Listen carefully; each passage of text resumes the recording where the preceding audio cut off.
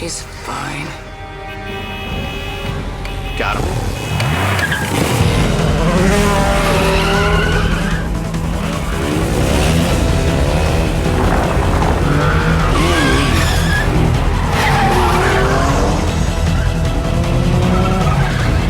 What are you doing? Got him. Whoa! What is she doing? I'm begging you. I still got this!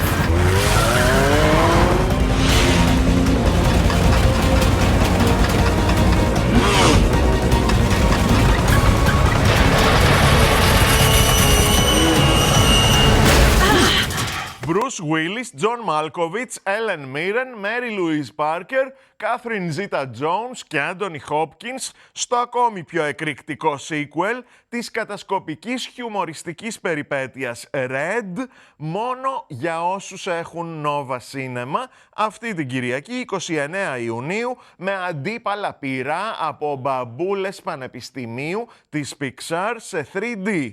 Βάλε πακέτο, χάνεις ένα χρόνο πριν τα δεις οπουδήποτε αλλού στην ελληνική τηλεόραση. Στα σινεμά τώρα με 6 ταινίες που κάνουν πρεμιέρα αυτή την εβδομάδα. Αμετανόητα. Προς τον όλεθρο στην πλειοψηφία τους.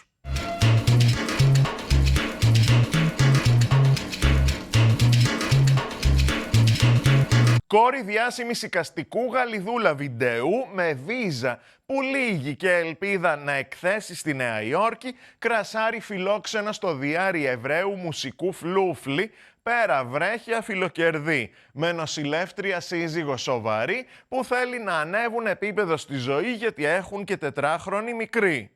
Τα σόγια τους δίπλα τους ή ως πολύ τραύμα, μα κυρίως το μέσα τους. Πώς θα πουν στον καθέναν τους «κολύμπα ψαράκι, κολύμπα κι εσύ». Βγαίνουν και στα ριχά του DIY, μα δεν πνίγονται, η Λόλα Μπεσίς και Ρουμπέν Αμάρ, ενώ παίρνουν μάτι γύρω και μαζί τη ζωή τους, με μια δραμεντή σαν Μιράντα Τζουλάι και Once κάπως μαζί, μεταξύ νατουραλισμού και ενηλικίωσης, με μια εσάνς οπτασίας folk hipster. Οι επαχθείς δεσμεύσεις, η δισταγμή, η αυθόρμητη αλληλεγγύη, η αμφιβολία για το ταλέντο, οι ανόητες επιλογές, οι απογοητεύσεις, η τέχνη διθενική στην κερδοσκοπία αγνή ως παρηγορία, το όνειρο ως δημιουργία την ψάχνουν δυστυχώς σε χαλαρή δομή και από άλοθη ως πελάγωμα δραματουργία, αλλά τουλάχιστον η ατμόσφαιρα και η ανθρωπιά σου σφυρίζουν αυτού του ανθρωποκοπαδιού στον ωκεανό του ήχου των σχέσεων τη γλυκόπικρη μελωδία, ενώ το αγκίστρι σου πιάνει το πώς αλληλεπιδρά ο Ντάστιν Γκάι Ντέφα με τη λιλιπούτια Ολίβια Κοστέλο, το κόλπο στο βενζινάδικο και στο κινέζικο ενιδρίο, το τσουρέκι σαβατιάτικα στο μάτι και τους σημαίνοντες στίχους σε κάθε φολκτρόνικα σκοπό που παίζει. Η ταινία δεν προβλήθηκε στους δημοσιογράφους, προσοχή για λέπια, ενός ηγοντάρης κολύμπα ψαράκι κολύμπα. Listen, I have the most important thing I have to tell you. I have to tell you something very, very... No, I'm serious. This is going to save your life. You're not listening. Okay,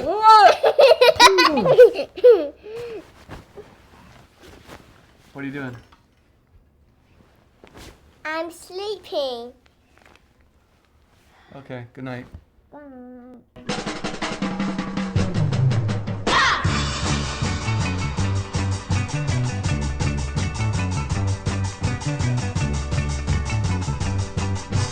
Dalam perjalanan keluar kota bersama kawan-kawanku semua, karena hari libur sudahlah tiba, kini hatiku merasa gembira.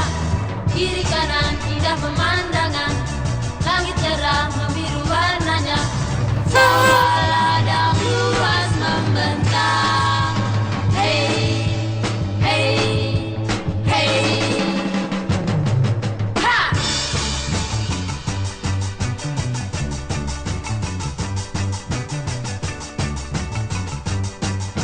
Dalam perjalanan keluar kota bersama kawan-kawanku semua, karena hari libur sudah tiba, kini hatiku merasa gembira. kiri kanan indah pemandangan, langit cerah membiru warnanya, sawah ladang luas membentang. Hey, hey, hey.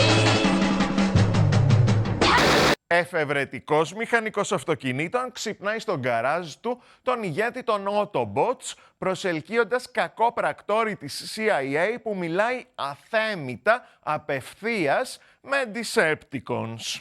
Ο γκαραζάκιας σέρνει συνεταίρο, ξεπεταγμένη κόρη και τον κρύβε λόγια κοντράκια λεγάμενό της, μεγαλοετεριάρχης δημιουργεί κλόνους των μετασχηματιζόμενων οντοτήτων και αυτός μπλεγμένος. Ποιος θα νικήσει όταν το κύκλωμα θα υπερφορτήσει? Transformers 4, εποχή αφανισμού, τον οποίον γλιτώσαμε αυτή τη φορά. Ο Μάικλ Μπέι γυάλισε λίγο και τη μηχανή και τις ζάντες του στο περιπετειώδες sci-fi franchise που αναβαθμίζεται επειδή ο Τούτσις στην καρότσα σώζει σχεδόν όλες τις σεκάνς του. Η ιστορία με τη σκευωρία επιχρωμιώνει, η δράση είναι πιο ευδιάκριτη με ανταλλακτικά από το District 9 ως το Event Horizon και διαστρική εκτόξευση τη μάχη Optimus με Galvatron, τον ήλιγκο στο κυνηγητό στις εργατικές συνοικίες του Hong Kong και το εξωγήινο σκάφος Μαγνήτη, ενώ θα δεις και καλούς alien δεινόσαυρους μέχρι σκυλιά.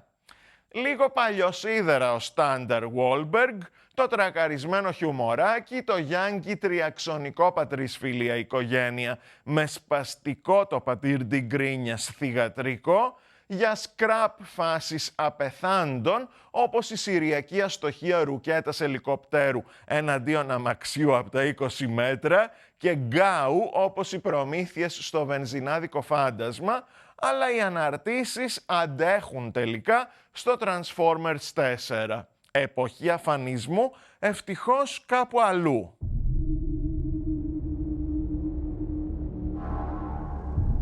This is the greatest advance in modern physics since the splitting of the atom.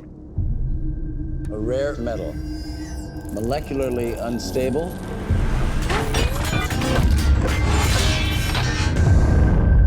It's what they're made of. Bring it up! All the way! You guys have never seen a truck like this before. Dad, you can't keep spending money on junk. I don't think it's a truck at all. I think we just found a transformer.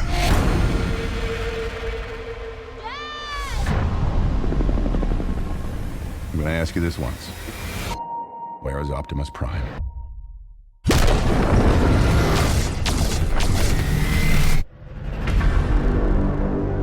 After all we have done, humans are hunting us.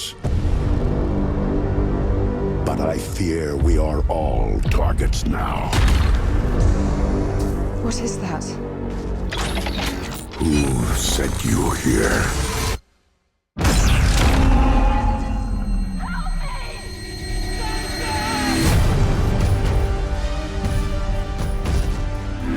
This is not war.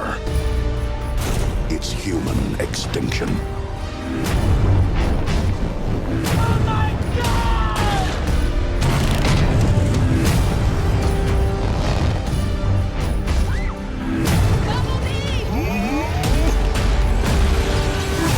How many more of my kind must be sacrificed? You gotta have faith, Prime. Maybe not in who we are, and who we can be. I'm not leaving my dad.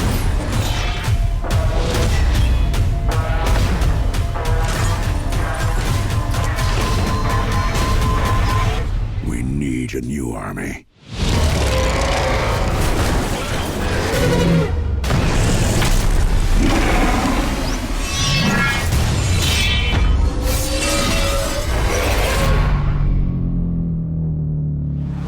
60 σύζυγο, μάνα, γιαγιά, οδοντίατρο που βγήκε στη σύνταξη και έχασε κολλητή από καρκίνο, τη γράφουν οι κόρες της σε κλαμπ επιμόρφωσης και απασχόλησης για μεσιέ και μαντάμ της τρίτης ηλικίας, όπου της την πέφτει καθηγητής τριαντάρης πληροφορικάριος. Θα το κάνουν για καιρό, αλλά αυτός πάει μόλες. Θα τους συζητάει το καπί, ο άντρας της θα χολωθεί. Η γυνή πώς την έχει δει. Τα καλύτερα έρχονται σαν την ηρωίδα της, η Μαριόν Βερνού, ξαναδείχνει τις σεναριακές της κυρίως καμπύλες μετά από 9ετή εμεινόπαυση σε ένα μπούστο κρίσης και επαναπροσδιορισμού με κλούδια γενεακής απιστίας καλοστεκούμενο. Στο Σερσέλα Φάμ με πιάσιμο την αντιγυραντική δράση της επιθυμίας και την γαμοστεοπόρωση. Στους αντισιτεμένους διαλόγους, μα σοβαρότητας μα χιούμορ, αλλά κυρίως γιατί ανοίγοντας φελό με μαχαίρι, κάνοντας χόρτο, πέφτοντας ντυμένη στη θάλασσα χειμώνα η Αρντάν, είναι θεά. Και ο Σενέ στην ερμηνευτική του ακμή και ρατά κοτσονάτος. Αν με ρωτήσεις είδες ρητίδες, θα σου πω oui, επειδή η μεγαλοκοπέλα Οτέρ επιχειρεί να κάνει το ρυθμό να ξανανιώσει, κόβοντας πρόωρα κρίσιμα κάποιες σκηνές. Οι β' ρόλοι joie de vivre χούφταλων φλερτάρουν με την καρικατούρα κατανοητά, αλλά χολυστερινεμικά, και η αρθροπλαστική στο αποφασιστικό κρεσέντο παλινοδίας σε ρίχνει λίγο. Αλλά μη φοβάσαι, με άλλες ταινίες στο διαζύγιο. Εδώ τα καλύτερα έρχονται. Πάρε την μετά Μίλφ. C'est ta première fois au beau jour? Bienvenue Caroline. Enfin, vous voyez bien que c'est une connerie ce club. Elle a arrêté de bosser il y a 3 mois. Vous croyez sincèrement qu'elle allait se réveiller dans la poterie des pieds dansants? Franchement, c'était RL comme contrôle. Peut-être Caroline, c'est ça? On pourrait se faire un petit resto? Vous avez le temps ou pas? Du temps, j'en ai. J'ai que ça, même. Enlevez-moi d'un doute. Ôtez-moi d'un doute, non? Ôtez-moi, oui. J'ai trop bu ou vous me faites du plat? Du quoi? Du grain. Du rentre dedans. Du gringue? La première fois dans la voiture, c'était un hasard. La première fois, c'était toi. La deuxième fois, c'était encore toi. La troisième... C'était moi. Pour le dîner de ce soir, t'as prévu quoi? N'oublie pas que t'as oublié. Ah mais non, bien sûr, le dîner. Non mais c'est pas des pizzas quand même, c'est une blague. Tu me fais marcher là. Quand il en aura marre de coucher avec sa mère, il reviendra. Bonjour. Qu'est-ce que tu fais? Viens, on va discuter. Quoi, discuter de quoi? T'as les entorides avec un type qui a l'âge de notre fille. Je crois que ça aurait marché entre nous si on s'était rencontrés à des moments différents de nos vies. Je crois pas. J'étais pas prête. J'ai de la chance, hein, je suis tombé au bon moment. C'est ridicule. Ouais. Je suis pas un bon cocu, c'est ça?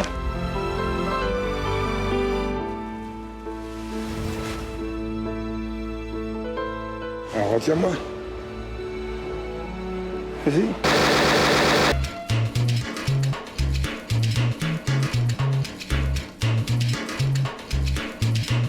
Νεμπράσκα 2 αιώνες πριν. Γεροντοκόρη ακούσια, κτηματίας πολύ άξια, φορτώνει τρίο κούκου τραγικών γυναικών να τις πάει σε μαντάμ επισκόπου στην Άιωουα. Γλιτώνει από κρέμασμα καταπατητή ψιλοξέμπαρκο και τον παίρνει μαζί της, γιατί αυτή θέλει βοήθεια και αυτός έχει να παίρνει αμοιβή. Τα χούγια των κούκου, συμμορία Ινδιάνων, κορυφαίο ρεμάλι, χιονοθύελες, ξενοδόχους, καθήκια και πείνα. Με τι κόστος θα αντέξουν και αν μέχρι το τέλος? Η μετανάστευση και η ταξική τάφρος δεινών εστία, η αντρίλα της γυναίκας πληγή τιμωρία, η επαχθής γη των κύκλο της με της φύσης στη βία, το αληθές η ψευδές απάγγιο εκκλησία και εν γέννη θρησκεία, το δίκαιο του πιο ισχυρού που γράφει η ιστορία, της καλοσύνης της δύσμηρης, η στράφης καπανία, της πολύ άγριας δύσης η κρυφή εποπία, ένα μυθιστόρημα του Glendon Swarthout, γίνεται του Tommy Lee Jones η νέα σκηνοθεσία. Σε πάλι ένα western κριτικό ηθών, στα άκρα εμπειριών, δοκιμαστικό, πεποιθήσεων και κυρίως ψυχών, που όμως πέφτει από τη σέλα με αιτία. Σχεδόν όλες οι σκηνές θηλυκής τρόικας Σάικο μοιάζουν πυροβολημένες και ως ιδεολόγημα και ως συνεθέαμα. Της προκομμένης η καμπή σοκ φυτεύει την ως τότε σιλουέτα της, ενώ μη σπυρούνι στα πλευρά ηθοποιών καθυλώνει το τονικό άτι με τσίφα προβάριστο το τι θέλει να πει ο ποιητής στο ντουέτο με Μέριλ Στριπ. Ο ρολίστας Οτέρ, τα ρουστίκ σετ τοπίου και οι εξάρσεις Survivor στο δείχνουν το κόλτ τους, αλλά μη μας καβαλήσει μέχρι το τέλος. Για την αφεντιά του δύσκολο να ξαναφάω εγώ βέλος.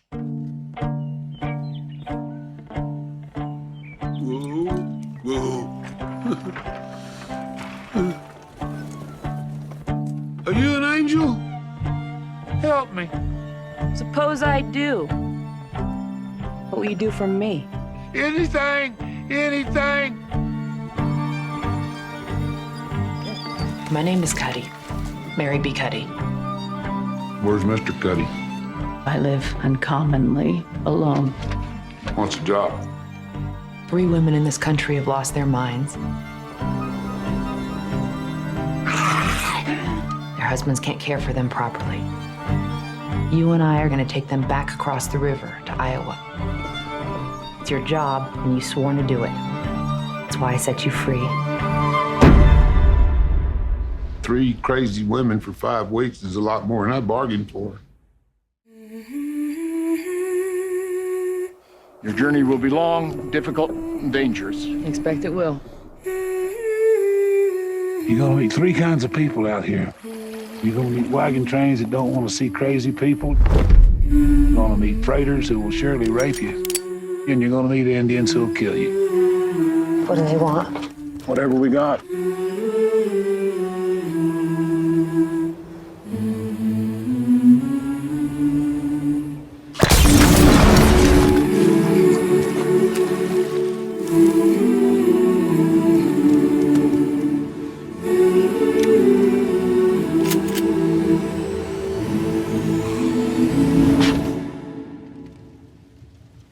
We make a good team, you and I.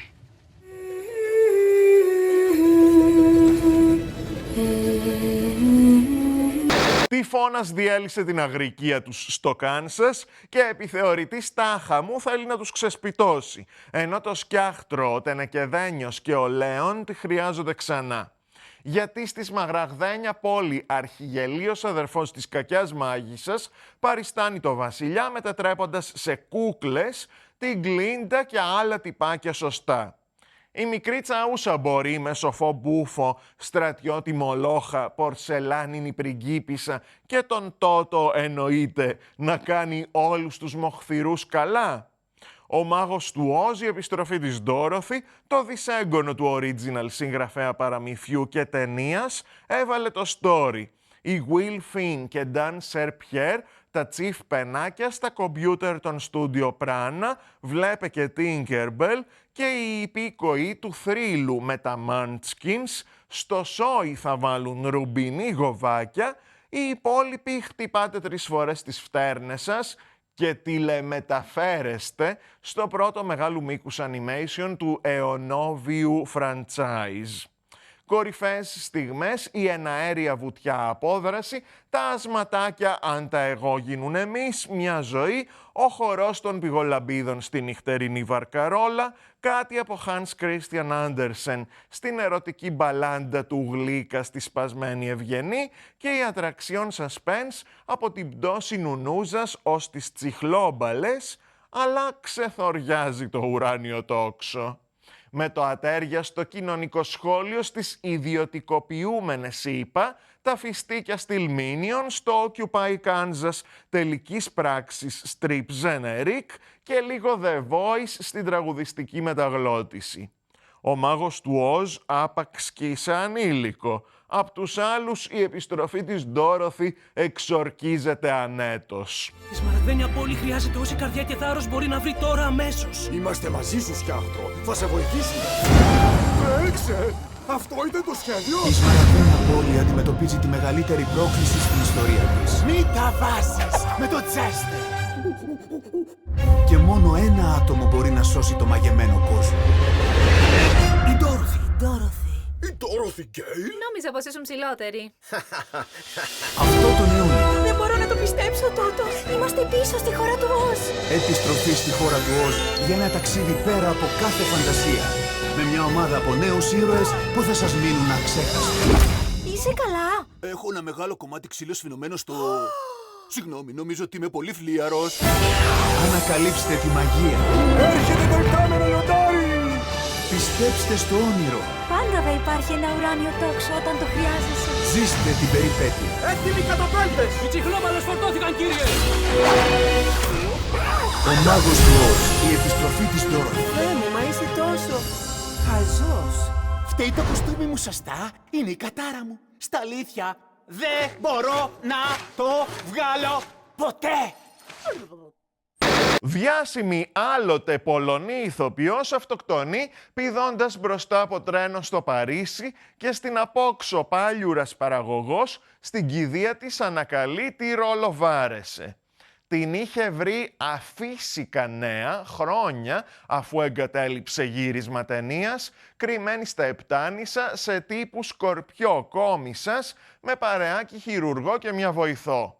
Της είχε πάει σενάριο της Άννα Καρένινα να κάνουν ταινία, του είχαν πει ότι λόγω λαλά δεν μπορεί και την πήγαιναν για άσυλο πριν το κακό τη Μεγάλη Φεντόρα, με μπιχτές λίγο στην Γκρέτα Γκάρμπο, πολύ στην Μαρλένε Ντίτριχ, την οποία ήθελε και για τον πρωταγωνιστικό ρόλο, αλλά του πέθανε ο Μπίλι Γουάιλντερ στο προκύκνιο άσμα του, θρίλερο ρομαντική σπουδή με θέμα η φρίκη του γύρατος, το στάρ πρόσταγμα της νιώτης, μέχρι του σημείου να τη στοιχιώνει η αιωνιώτης, το μέσα έξω από τα φώτα της ράμπας του Χόλιγουντ, το χάσιμο του εγώ, η ματαιοδοξία της επιτυχίας.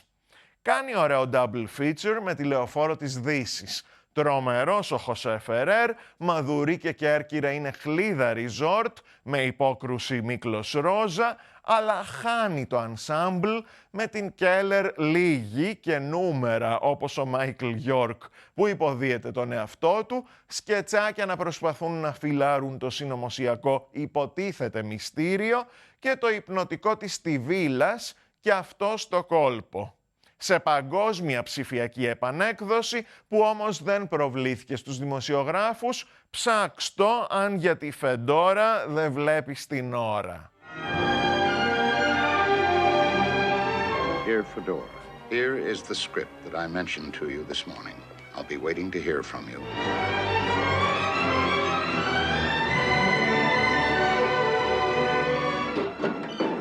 I'd like to see Madame Fedora. Not here.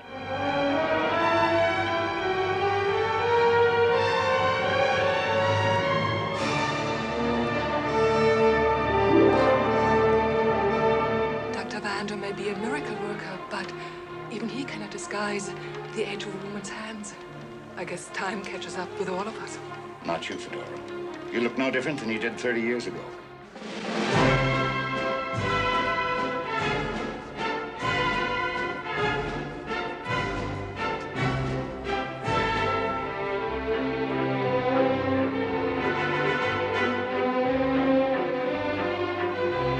The first time I saw you on the screen was in something called Half Moon Street. That's going back quite a while.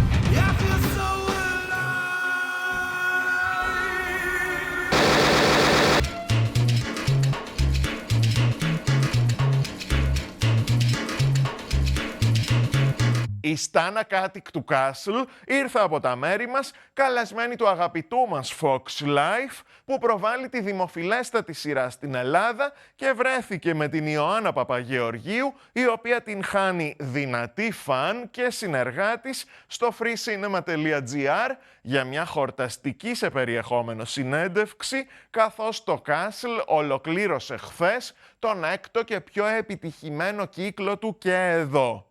Πάμε να δούμε τι μας είπε. Hi, Stana. Welcome to Greece, first of all. Hi, Ioana. What I wanted to ask you first is, as I understand, among many other things, you have studied international law. Yes. So my question is, on one hand, what made you become an actress in the end, after all? Yeah. And on the other, is studying international law one of the reasons that attracted you to Kate Beckett, your character in Castle, who is a law person and has a very high sense of what's right and what's ethical? I was always involved with theater and film and so on. So studying international relations and pre-law was something that I enjoyed and loved doing, but I chose this path because it was perhaps a greater passion. And then as to whether international relations and studying it has helped me in choosing Kate Beckett or in creating the character, I think that as an actor, you kind of use from everything in your history and experience base. And so, there's elements of that kind of dialogue that perhaps comes up. But I don't know that that's the exclusive source. I mean, she's driven by so many things. She's driven by a really strong sense of justice. She's driven by a really wonderful large heart, I think. So, you kind of draw from a lot of different things, and the writers create, and it's a collaboration to put that kind of a character together and tell that story. In my mind, Castle is in a way echoing the X-Files. Which is one of my favorites, and it's a TV classic. Yes. Actually, it's like the X-Files without the metaphysical. Yes. And Castle and Beckett your character is the realist, while Castle is the believer and a little bit more, looking for the extreme explanation. Yes. Do you see that in a way, and how does it make you feel? I'm sure that there are parallels in the X-Files and Castle. Some of the same people that created the X-Files are a part of Rob Bowman, one Castle. of your executive producers. Yes. And then I also think that there's a unique element to Castle that makes it appealing in its own way. Yeah. I think that there are opportunities perhaps that Kate Beckett has that maybe Scully didn't necessarily have in their storyline. So there's definitely a similarity, but I don't think that they're an identical kind of play on each other. No. In what ways do you think Beckett has more opportunities than Scully did? I think that in some ways, the sense of humor in the story is a little different, and so you get to see that in the characters throughout the whole series. So not just in Beckett, but in Esposito, in Ryan, and the list goes on. Yeah. It's funny that you said humor, because that was one of my questions, because Castle is considered to be a drama series, but in fact has a wicked sense of humor, and your timing with everyone, especially Nathan Fillion, it's excellent, your comic timing. Yes. And I was wondering how much that is scripted and how much if you improvise at all. A lot of it's scripted, actually. Andrew Marlowe is, in some ways, a version of Castle. He's very witty, and he's very quick. And the writers, of course, write a lot of it in. And, you know, they always leave room in case the actors have an idea. And, you know, we have a really wonderful kind of group of actors and directors that come to the show and try to build as much as possible. Once again, it's a collaboration. But if we don't have enough of it on the script, on the page, then it's difficult to kind of elevate it from there. So we start with a great foundation, and that's thanks to the writers. You seem to have a lot of fun during shooting. Yes. And I was wondering, how is it working with everyone, and especially Nathan Fillion, who's enjoying somewhat of a cult status among TV fans because of his collaborations with Joss Whedon, who's a big, you know, cult nerd creator. Right. And I was wondering, how do you have so much fun as we feel watching the show? I think that if you are getting a sense of fun, then you can only get it from some honest moments that are happening on screen. We work a lot of hours, so sometimes, you know, it truly is like, okay, let's just get this done. But in spite of that, you know, it has to be enjoyable. Otherwise, it's no good going to work every day, especially when you're there for that long every day. So there's always moments of goofiness, you know, there's always moments just to keep it loose and stuff. And someone always plays, you know, a joke or is silly in some way, you know. And we're not robots, so we have to kind of keep it loose and have fun, yeah.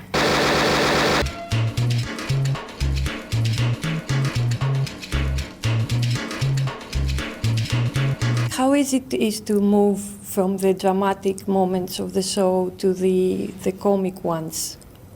Yeah, that's interesting because the show rides on a few different kind of lines of storytelling. So sometimes it is a funnier, more comedic episode. Sometimes it is a more dramatic episode. And that's an interesting kind of play because it sometimes feels like it's you have to know ahead of time, okay, so what's the world that we're all living in? Is it a heightened reality, and are we allowed to have more fun and seek out the funny moments? But this is also one of those programs that even though you are in the dramatic, they want sometimes to pull out a moment of irony or a moment of fun in that. And even though you are in the comedic, you always have to kind of seek the heart out, the truth in it. So although we ride both sides of that line, we have to draw from, you know, both the dramatic and the comedic in the opposing stories. I think that the last episode of this season, the current season, the sixth season, it's very interesting because most of the episode is comedic, and then it has a very dramatic ending. I think it's the most dramatic since season 4 when you got shot, I think. Okay. I'm not. I remember that you got shot. I'm not sure about season 4. Can you give us any hints for the next, without spoilers, for the next season, and if Castle's dad has anything to do with everything that's going on? I don't know. You don't know? I really don't know. Everyone's asking. I really don't know. Andrew Marlowe has not told me. I don't know what's happening. I'm with you guys. So I think when I show up to work in the middle of July, I'll find out, because I think that's when we'll probably get scripts. But for right now, I have no idea. Like, the ending surprised me as well. Last season, well, during the 6th season, you had your highest ratings, I think. Yes. And also you won, I don't know if it's for the 6th season or the 5th, but in 2014 you won in People's Choice Award Best TV Dramatic Actress. How do you feel about that? It was amazing. It was crazy. I couldn't believe it. I was honored. I didn't know that, you know, I was grateful that people like what I'm doing. So sweet, and I'm blown away still, yeah. Is the love and admiration of your fans important to you? I think that I'm grateful that people enjoy what I'm doing. Sometimes I feel a little awkward saying the word fans, because I think that creates kind of like a concept of difference. I'm just an actor who's doing a job, and if people are enjoying it and want to see it, then I'm a very lucky actor who's doing a job. I think your parents, if I'm not mistaken, your parents are Serbs. They're from the Dalmatian coast, and they're Serbs from Croatia, yes. Yes, they're Serbs from Croatia, and you were born in Canada, and grew up in Chicago. Yes. And you speak 5 languages or something? I speak a few, yeah. And you read a lot, I think. So you seem to me like this is, it's very suitable to someone who's an actor. So you get a lot of multicultural and multi-ethnic experience. Yes. And you seem like a citizen of the world. Yes. How much, from what point, and how much that was a conscious choice? You mean for me? Yes. I don't know if it was ever a conscious choice. I think that my family has traveled, and they've always encouraged studying other languages, and I think that's a part of the reality when you come from a family that's has a European background, because this is such a multicultural part of the world, and it's not difficult to travel an hour and to land in a place that speaks a different language and has totally different kind of traditions. So everyone knew that if you spoke a few languages, that would open up other opportunities and doors. And we spent summers in Europe, and that exposes you to a certain lifestyle that keeps you open to continuing that, Would you like to tell me a little bit about your alternative travel plan, and what was your motives behind creating it 4 years ago, I think? Yes. I started the Alternative Travel Project 4 years ago, and it's an initiative that aims at getting people outside of the bubble of their cars, whether it's by traveling by bicycle or by walking or public transit. And the goal there is really to make a different choice just for one day. Yeah. And if by making that one choice in a day, we can improve the environment, improve our local economies and our social experiences, or even our own health, then that's a benefit that's worth looking forward to. So I volunteer days without a car, car-free days, and people have also internationally, and it's been really interesting to hear stories from across the globe of people who said, I've gone car-free for a month, or for 7 days, or for even 1 day, and hearing about their experiences and about kind of the wonderful world that's opening up in front of them when they do kind of step out of the bubble of a car. Oh, that's great. Yeah. So people from Greece can go on your site and check it out. And yes, it's the alternativetravelproject.com. Yeah. Yes. Okay, thank you very much. Very nice to meet you. Nice to meet you.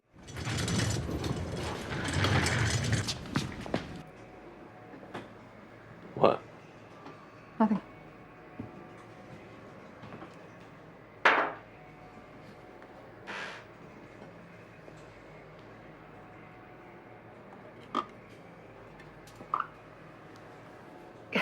I've just been thinking about our linchpins. Those moments in life that change everything. Like what? I don't know, like meeting you, for instance, do you ever think about how our lives would be different if we never met? Well, given how many times I've saved your life, you'd probably be dead. I don't know, I find it funny how every decision that we make, every seemingly random occurrence, just has the possibility to change everything. Like getting into a particular college, or a chance meeting with the guy or the girl of your dreams. Losing a loved one. Yeah. One moment and everything changes. What about you? Do you think you've changed? Like, since you met Sophia, for instance?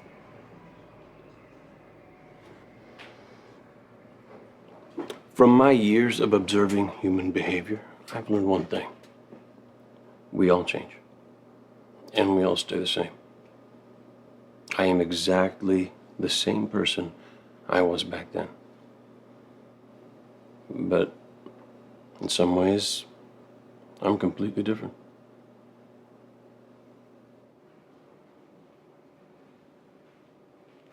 Είναι οι Imagine Dragons σε ζωντανή εμφάνιση στο πλαίσιο της παγκόσμιας πρεμιέρας του τέταρτου Transformers. Άδουν το Battle Cry, ο τίτλος αρμόζει και στην ηχορύπανση που ζήσαμε την Τρίτη το βράδυ, που να ακούσετε και πόσο θόρυβο κάνει ο Michael Bay στους κινηματογράφους.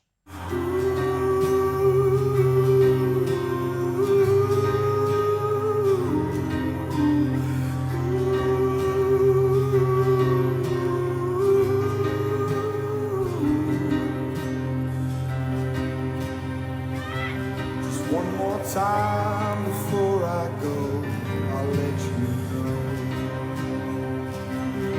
All this time I've been afraid wouldn't let it show, and nobody could save me